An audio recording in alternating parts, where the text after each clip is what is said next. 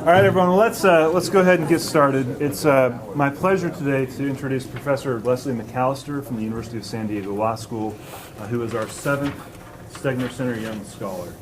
As you know, the Young Scholar Program is made possible by a generous donation from the Cultural Vision Fund and tries to recognize promising and upcoming scholars in the field of energy, environmental, natural resources law. And the scholars are selected based on the promise of their academic work and the record of accomplishments to date. So Professor McAllister, as you'll see if you read her bio in full, fills this in spades. She has degrees from Princeton, Stanford Law School, and a PhD from the University of California, Berkeley. As I noted, she's a professor of law at the University of San Diego Law School, also an adjunct faculty member at University of California, San Diego, and brings a depth of knowledge and experience in the environmental arena to her work. She served as an environmental consultant. She's taught at the Sorbonne, which I learned this morning. She's going to be serving as a Fulbright scholar next semester in Spain.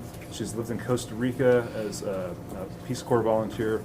And so please join with me in giving a very warm welcome to our 7th annual Stegner Young Scholar.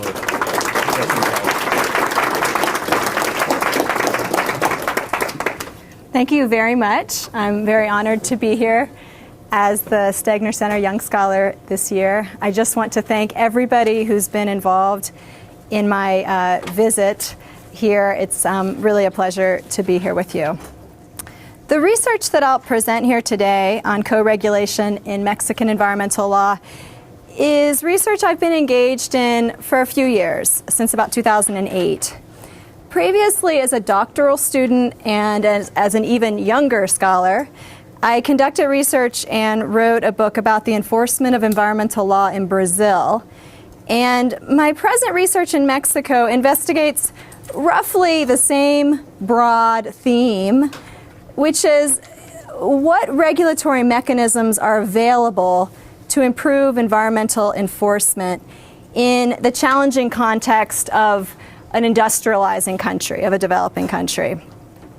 A variety of political, economic, legal, institutional, and cultural factors tend to make environmental law implementation and enforcement different and more difficult in industrializing countries than in the US or European countries. And despite the fact that environmental problems in these countries are very serious and significant, most attention in the scholarly literature and in the policy arena is focused on industrialized countries. So I'm trying to do my part to remedy this situation.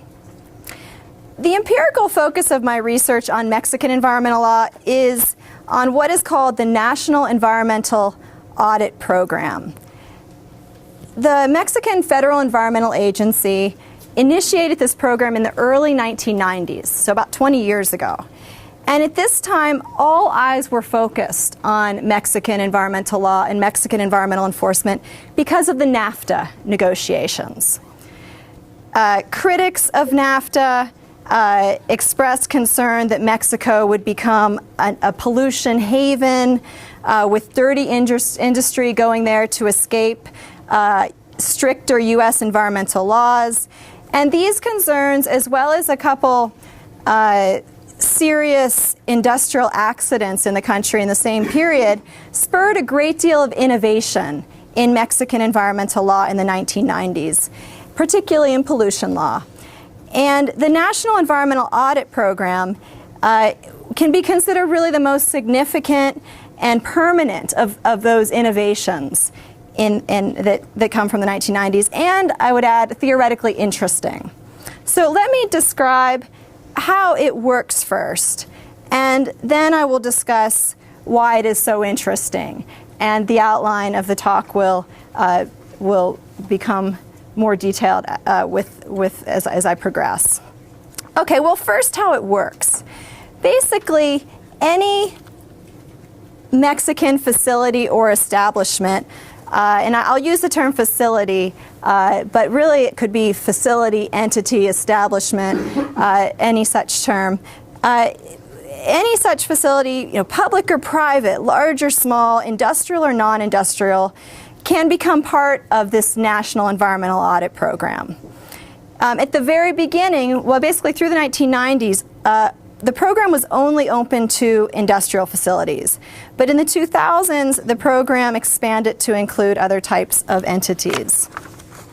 Now, once a facility or establishment opts into this program, which again is run by the Federal Environmental Agency, the facility contracts with a private, governmentally approved, agency-approved auditor to perform a comprehensive environmental audit following guidelines published by the Federal Environmental Agency.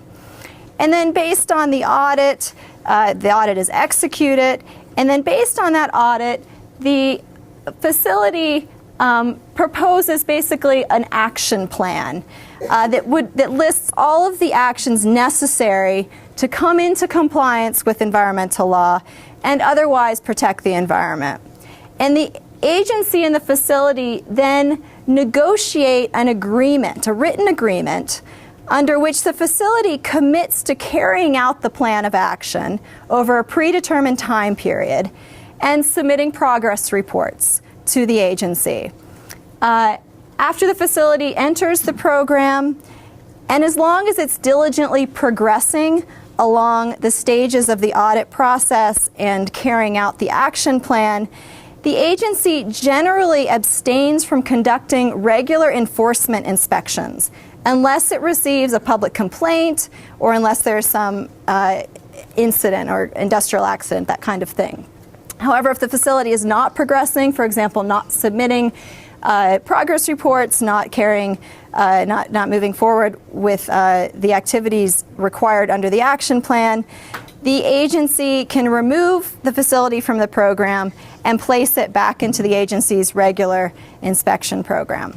Finally, upon the successful conclusion of the agreement, the agency awards the facility an environmental certificate that the company can then use in its marketing materials.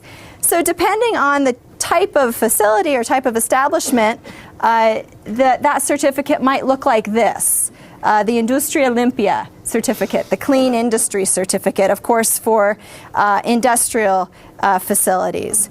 Or it might look like, let's see, did I miss one? Yeah, no, it's not, sorry. It might look like, let me go to this one first. It might look like this. The Environmental Quality Tourism Certificate for establishments that are in the tourism sector. And finally, the Environmental Quality Certificate for facilities that are neither industrial facilities nor tourism sector establishments. So one thing I should point out, and this slide, the next slide I'll show you, actually comes from a presentation that the director of this program showed me during one of my research trips, and that's why you'll see it's somewhat snazzy. It's an effect that I don't know how to actually include myself. But what I want to point out here is that the agency, in its conceptualization of its work, considers its implementation work to basically have these two sides, right? On the one hand, it has the industrial inspection program, which it sees as the coercive enforcement mechanism that it can use to gain compliance with the law. And on the other side, it has this National Environmental Audit Program, which it views as the voluntary mechanism. So between the two, it carries out this objective of gaining compliance with environmental law. Now, also importantly, the program has been quite successful in attracting participants.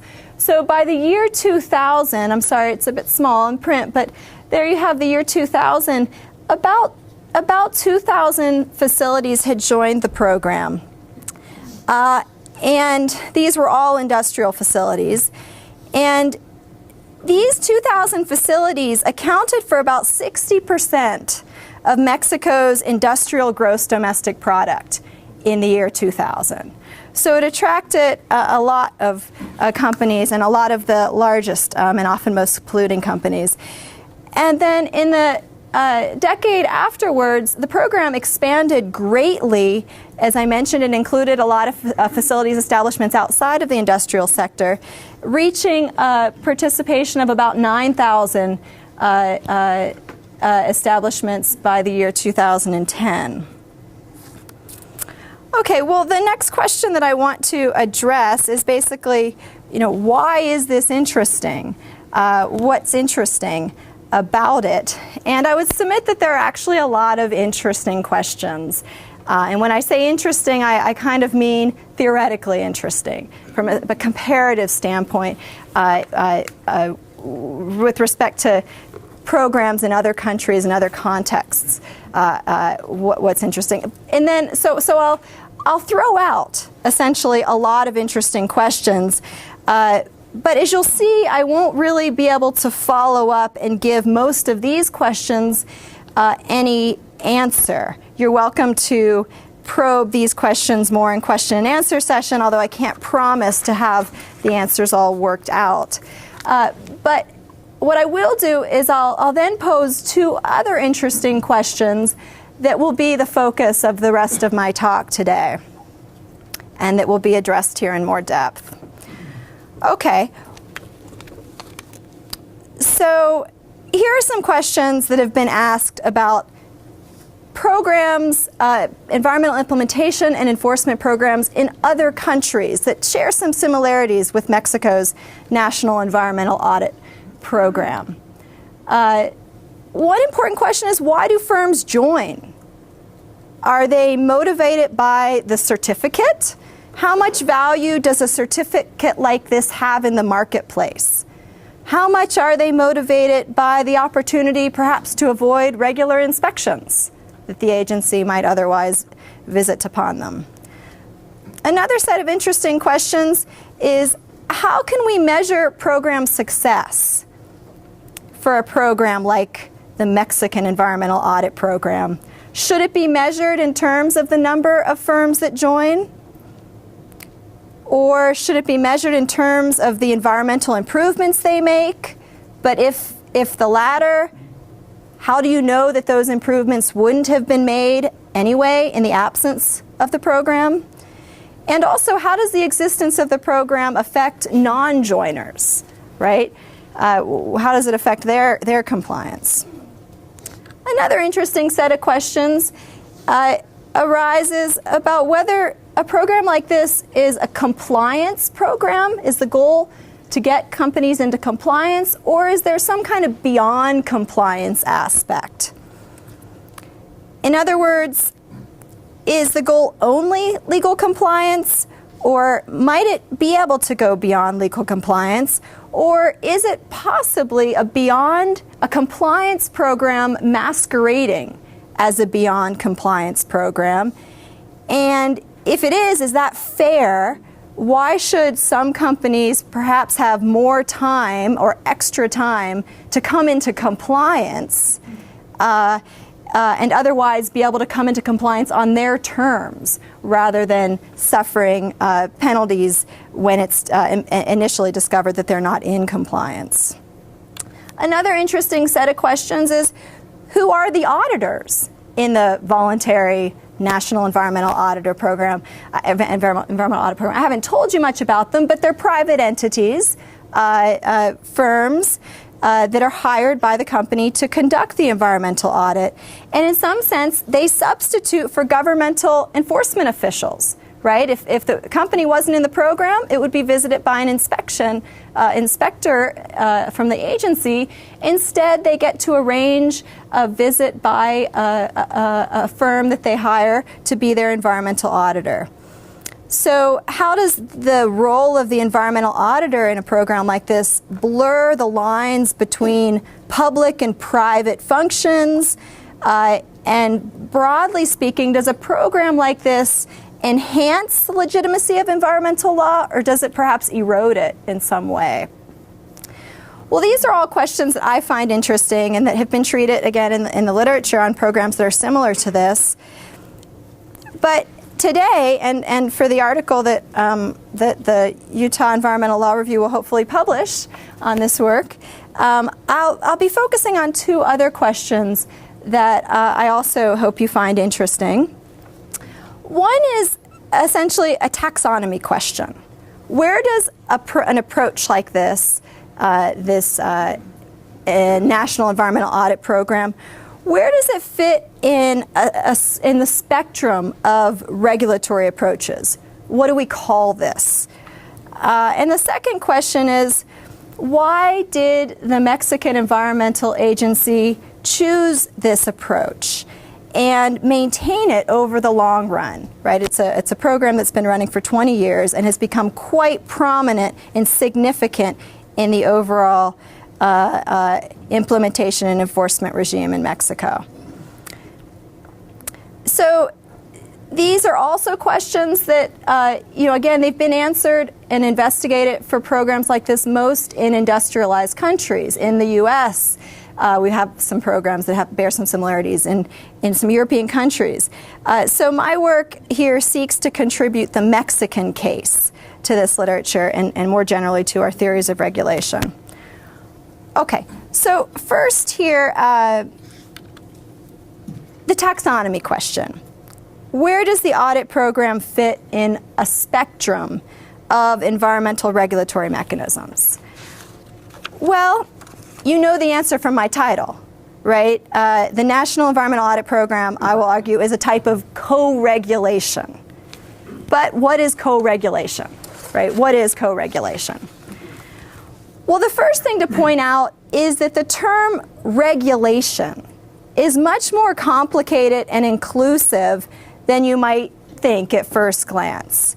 So I think it's helpful to posit a spectrum of regulation. So on one side of the spectrum, you have state-based regulation, generally promulgated under or through legislation, through regulation, implemented and enforced by executive branch agencies. This is the type of environmental regulation that most lawyers think about when they use the term regulation. However, in the broader literature on environmental law and regulation, there's actually a much broader understanding of regulation, which I'll get to. Let me say a little more about state-based regulation. Often we speak of direct regulation. And direct regulation is a form of state-based regulation. What is direct regulation? Well, again, it's regulation that comes about when a government passes laws and regulation that usually directly prohibit or restrict environmentally harmful activities. And generally, direct regulation, again, involves the setting of certain standards, for example, air pollution standards, water pollution standards, often on an industry-by-industry basis that all polluters within that industry must meet. And then the counterpart to that would be that the government then conducts inspections to detect noncompliance and issues sanctions when it finds noncompliance. Right, so all this is the classic regulation, state-based regulation. Okay, on the other side of the spectrum, moving on, is a seeming oxymoron, right? Self-regulation. But self-regulation is actually quite prevalent and important. There are a variety of forms of self-regulation, but its most typical form occurs when an organized group, often an industry association, sometimes a nonprofit, regulates the behavior of its members apart from any governmental mandate. So the industry-level organization sets the rules and standards for the conduct of the member firms. For example, the chemical industry is set up a program 10, 15 years ago, which is often cited as a form of self-regulation called responsible care. Another example, the Institute of Nuclear Power Producers has played a very large role in regulating nuclear power plants in the U.S. Self-regulation. Some of you might have bought wood certified by the Forest Stewardship Council, or you might do business with a firm certified as ISO 14000. These are all examples of self-regulation. They occur apart from governmental involvement. Another form of self-regulation, which is quite common in environmental law, but that occurs at the individual firm level generally, is the environmental self-audit, right? And a self-audit is a private affair. A company contracts with an environmental auditor, independent of any governmental program, to assess its compliance, to make recommendations about any changes it should make. So in the U.S., environmental audits are almost always a form of self-regulation. Well, in the middle is what we can call co-regulation. And it has other names. Co-regulation is used. We also speak of different types of co-regulation. Other names you see for co-regulation are voluntary environmental programs. It kind of means there's some governmental involvement, which we'll see is key to co-regulation. Public voluntary programs, voluntary agreements. So the defining characteristic of co-regulation is that it integrates structures and methods of self-regulation into a larger institutional setting of public standard setting and oversight. So you have the government playing an active role in co-regulation. In co-regulation, government directly engages in essentially the self-regulatory process, perhaps by negotiating targets and strategies for a firm or an industry, and if necessary, providing external verification. Well, there are quite a few examples of co-regulation in various countries. In the U.S., some of you might have heard of EPA's National Environmental Performance Track Program. I think it's ended now, but it was a program I think that began in the Clinton years and extended through President Bush's presidency. There's also a Project XL, which stands for excellence. Again, a co-regulatory program. EPA administers it.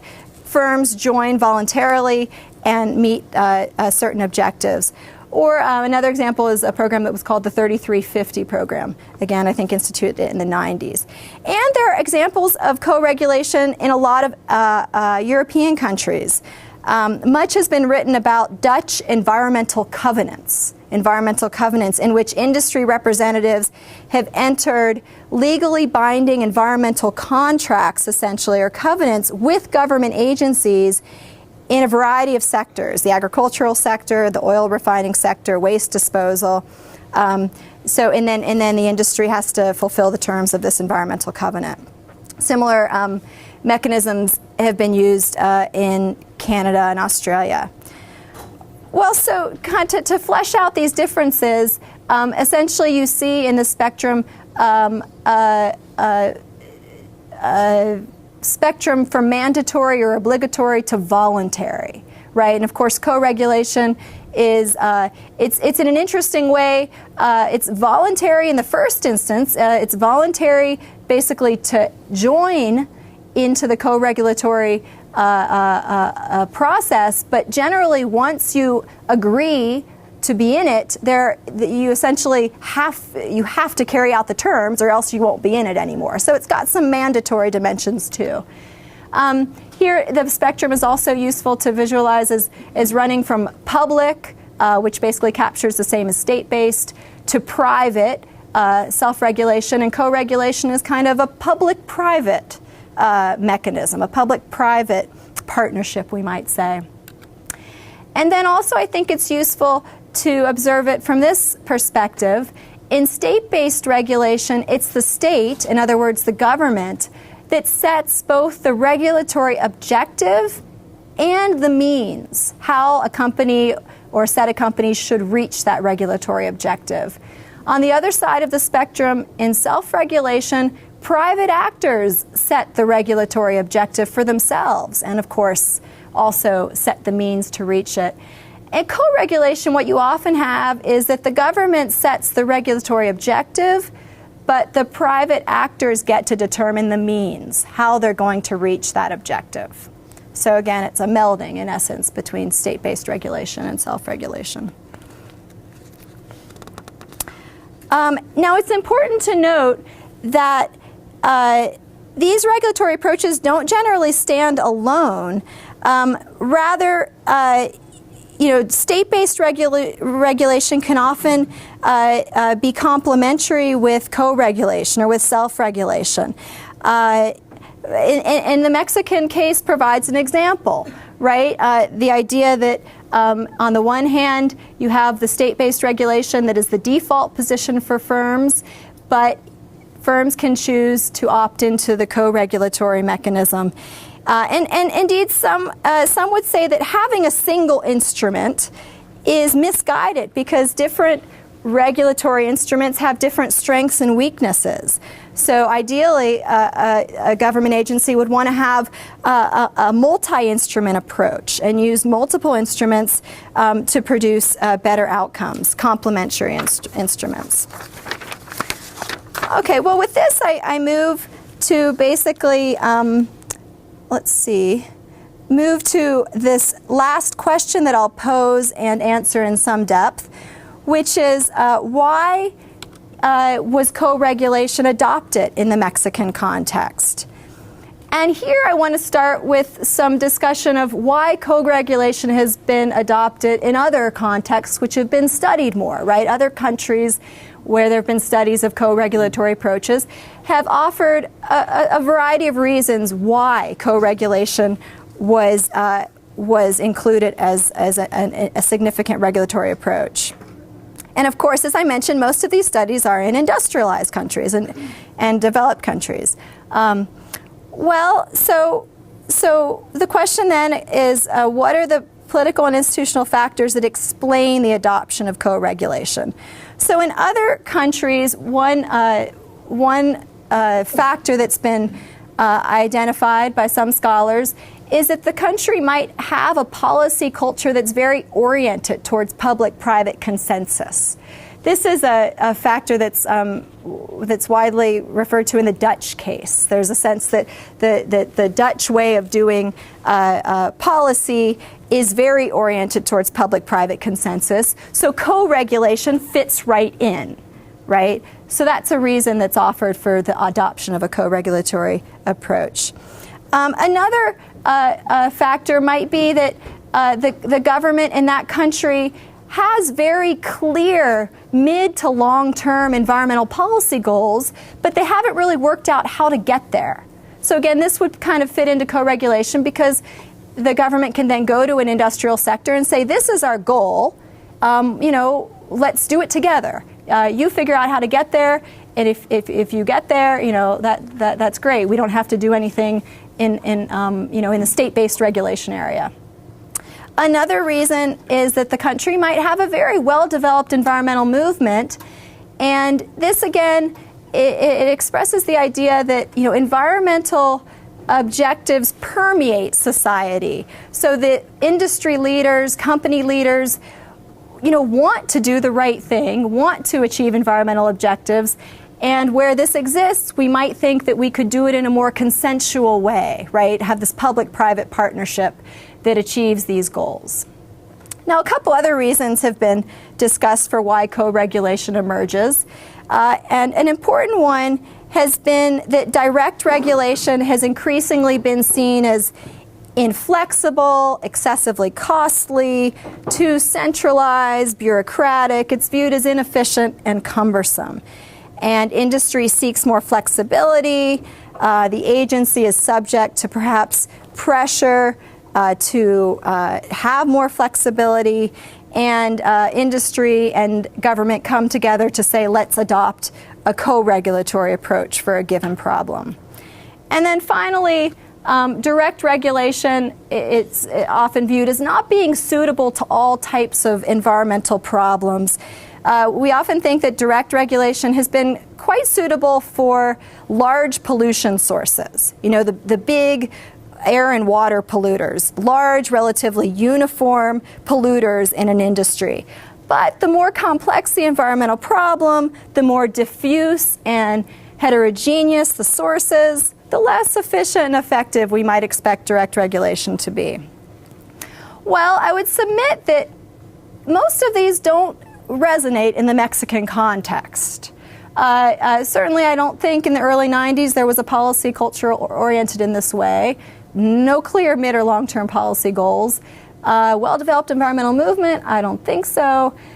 Direct regulation, inefficient, cumbersome? Well, Mexico didn't have a lot of experience with direct regulation. It hadn't really been doing it.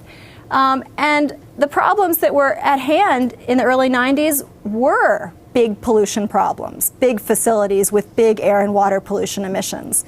So these reasons don't help us really understand the emergence of co-regulation in Mexico very much. So I conducted this research, which has involved interviews with governmental officials, with companies that have joined the program, with auditors who conduct these audits. I've poured through documents produced about the program, usually by the environmental agency, a small amount of scholarly literature that's relevant, and I've come up with a set of reasons that I think do a better job in explaining the emergence of co-regulation in the Mexican case. So the first of these is the widespread non-compliance that existed in the early 90s. So Mexico was in the early 90s under the glare of the NAFTA negotiations. And the Mexican Environmental Agency started to get kind of serious about stemming industrial pollution. It started to go to industrial establishments and do inspections and realized that there was very little compliance. And it had a problem. And that is simply that many of the country's most important industries were not in compliance with the country's environmental laws. But large fines or even temporary closure of these companies, which the agency had authority under the law to do, would have had a huge economic impact, not a politically popular choice. Here's a quote from the first head of the Environmental Audit Program describing the environmental enforcement situation that prevailed in the early 1990s. Quote, "Many years of little or no environmental compliance, enormous quantities of hazardous wastes poorly stored and disposed of, an almost complete absence of an environmental culture, an incomplete and inconsistent legal framework, weak enforcement mechanisms, a fledgling environmental sector, a fledgling land use planning system, obsolete production technology, and a scarcity of credit and stimulus policies." He states that this situation created great reluctance on the part of companies to analyze their environmental realities.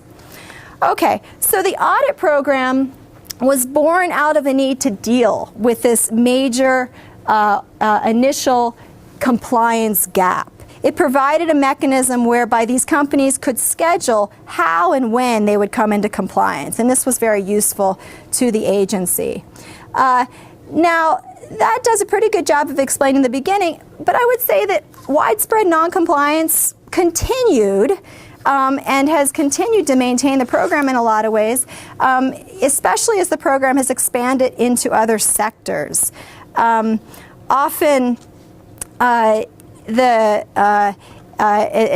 a new sector is allowed to enter the program, you'd have the same dynamic, basically a lack of environmental compliance throughout the past, and the interest in having this kind of voluntary mechanism able to bring the company into compliance in a more particularized and negotiated way. Also, you see, I often saw as I talked to the agency, a practice. When the industrial inspection officials go out and find an inspection and find a violation, they'll often suggest to the company that they enroll themselves in the environmental audit program. And the agency will even offer, if you do this, you can request, to have the fine forgiven. So in this way, again, the audit program remains a way that companies can come into compliance on their own terms. Another aspect of the Mexican context I think very much contributed to the emergence of this co-regulatory approach is the problem of divided enforcement authority. And here I point to one thing that's somewhat peculiar to the Mexican context, and that is that while almost all environmental enforcement had been centralized in the environmental agency, the Federal Environmental Agency, water pollution enforcement is done by a separate agency that has jurisdiction over all things water, called the National Water Commission. And so when the enforcement arm of the environmental agency started getting serious about environmental enforcement in the 90s, it didn't have the authority to address water pollution problems that it saw, and that remains true today. So the Environmental Audit Program solved this problem of divided jurisdiction. When a company signs up for the audit program, it signs up to have its water pollution issues addressed, even though the water pollution agency or the water agency is not directly involved in administering the audit program. Another facet of this is what's true in so many large federal countries like ours, like Mexico, like Brazil. Authority for environmental enforcement is divided among the federal, state, and local levels of government. And a lot of relevant environmental issues are actually within the state and local jurisdiction. And yet, state and local governments and their environmental agencies have been extremely weak. So again, the audit program provided a solution. The relatively strong federal environmental agency runs this program, and it requires the audit process requires compliance with all applicable environmental laws, whether federal, state, or local. So the the state and local level laws get applied, and otherwise they might not be applied.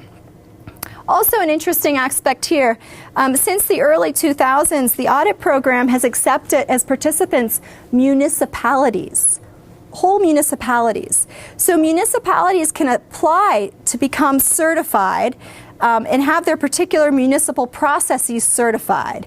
For instance, their waste management processes, if the municipality runs a landfill, for example, or urban infrastructure management, air quality management. And by 2009, almost 200 municipalities were either certified or in the process of being certified under the Environmental Audit Program. And of course, they have their own certificate, the Municipal Environmental Quality Certificate. A couple more reasons why co-regulation has thrived in the Mexican context. Another one is the existence of gaps in the formal environmental legal regime.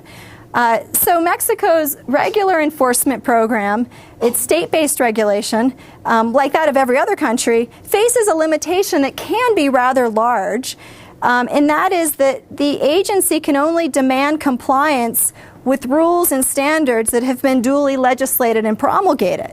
And if there are deficiencies in the lawmaking process that prevent environmental problems from being dealt with at the formal level, then the agency has no authority to address them, even though with its expertise it may be very aware that a risk is present, that a problem exists.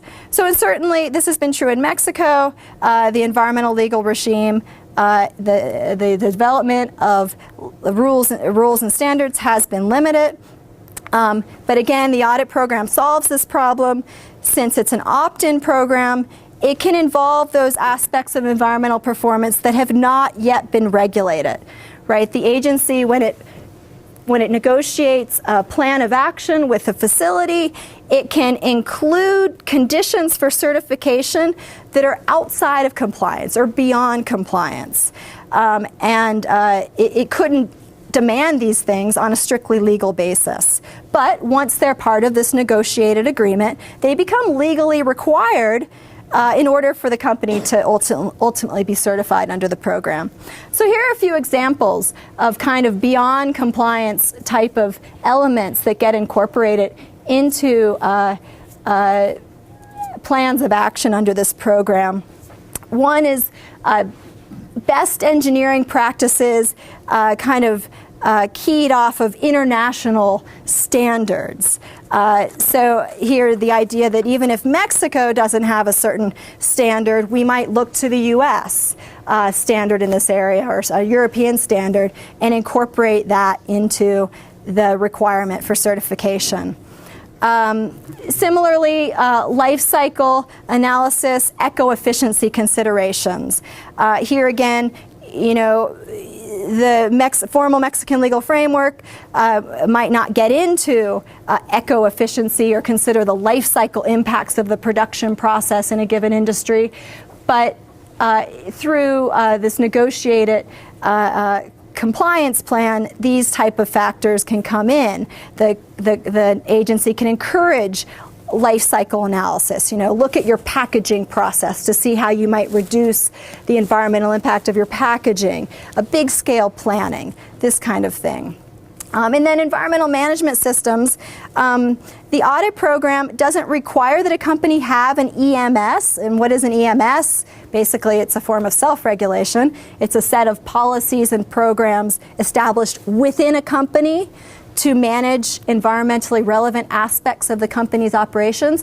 Well, the audit program doesn't require an EMS, but it is one of those above and beyond areas that the agency tries to push its participants to in the negotiation of one of these agreements. You know, you should develop an EMS in order to manage your environmental performance. Okay.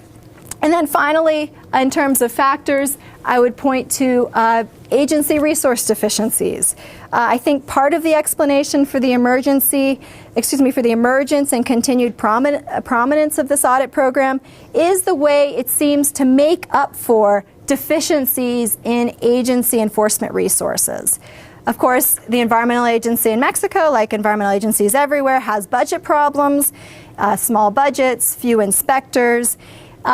In the audit program, you don't have a direct role for inspectors. As I've alluded to, these private auditors essentially perform the task of inspecting a facility and determining what needs to happen to come into compliance. So what we observe here is in some sense an outsourcing or a privatization of the enforcement authority of the agency, and this clearly or generally tends to reduce the demands on its resources. Okay, so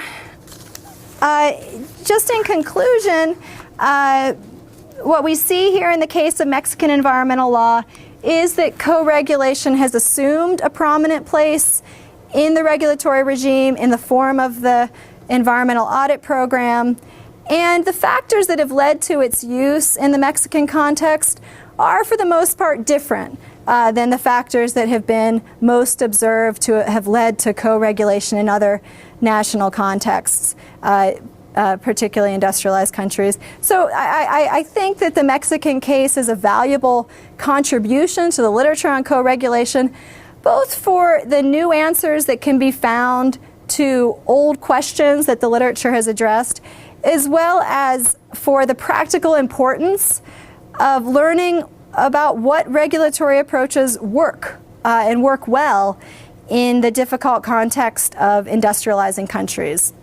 And with that, I am glad to take questions and comments. Thank you.